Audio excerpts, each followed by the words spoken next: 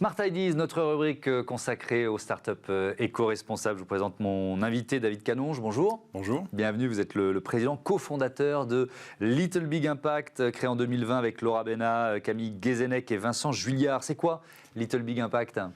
Société de l'économie sociale et solidaire qui s'est lancée la folle mission de rendre la transition écologique à la fois accessible et désirable. Ouais. Et donc notre job au quotidien, c'est d'accompagner les organisations notamment pour engager leurs collaborateurs afin qu'elles puissent réduire leur impact environnementaux par la sensibilisation, la formation et le passage à l'action du plus grand nombre au profit de la modification des pratiques du quotidien. Ouais.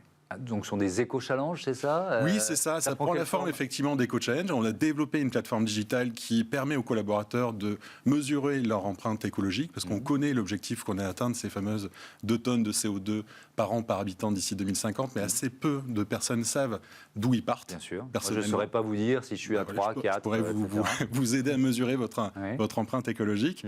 On a donc cette plateforme qu'on a développée, et cette plateforme vous donne aussi un certain nombre d'actions qui vont vous permettre justement de réduire votre empreinte écologique. Et au-delà de cette plateforme, notre approche est réellement hybride, c'est-à-dire qu'on va arriver dans les organisations en organisant des ateliers à la fois de sensibilisation qui vont prendre effectivement la forme de challenge participatif.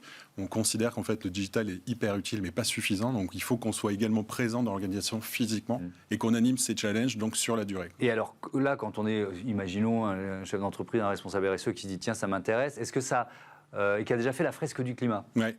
Ça y ressemble, c'est différent, c'est quoi ? C'est entièrement complémentaire. Ouais. La fresque, c'est un super outil qui est là vraiment pour déclencher des chocs de conscience et permettre une meilleure compréhension des enjeux climat. Là où nous, on arrive dans l'organisation et on va d'ailleurs s'y installer entre 2 et 12 mois, donc on est sur des temps beaucoup plus longs, on va aider les collaborateurs justement à expérimenter des éco-pratiques, qu'elles relèvent des éco-gestes ou des nouvelles pratiques professionnelles liées à leur métier, pour pouvoir justement faire bouger les réflexes et progressivement faire bouger en fait les pratiques internes de l'organisation.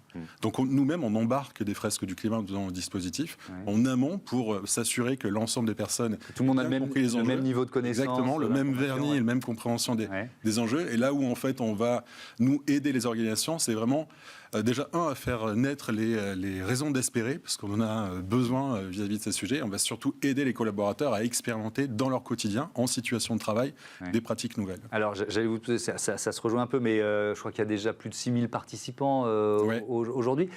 Quel retour d'expérience ? Est-ce qu'ils deviennent des ambassadeurs ? Vous voyez ce que je veux dire ? Oui, complètement. Et on a même, nous, on s'appuie sur une logique aussi d'animateur, tout comme la fresque du climat. On a cette même logique-là, où on déploie nos éco-challenges aussi via le soutien de nos animateurs. On a une centaine d'animateurs actifs qu'on déploie dans les organisations qui nous font confiance. Et on a également des retours des collaborateurs auprès de qui on intervient, qui deviennent des ambassadeurs, qui nous ouvrent les portes d'autres organisations. Et c'est aussi comme ça que... Vous allez dans les écoles aussi, par exemple ? Oui, on a déjà fait. Des lycées, c'est pas complètement notre core business, pas notre cible prioritaire, parce qu'on accompagne en priorité les organisations qui sont à des niveaux de maturité assez élevés sur ces sujets, qui ont envie d'accélérer, qui ont déjà des stratégies de décarbonation ou des stratégies RSE assez appuyées. Mais on a effectivement eu plusieurs occasions d'intervenir dans le monde académique, au sein d'écoles, au sein de collectivités territoriales également. Je crois que vous êtes en phase de levée de fonds. Avec quel objectif ? On a développé cette plateforme technologique et finalement elle est devenue assez cœur dans notre accompagnement et donc on a besoin de la faire évoluer, on a besoin de développer de nouvelles fonctionnalités pour être également beaucoup plus présent sur la dimension accompagnement de l'évolution des métiers.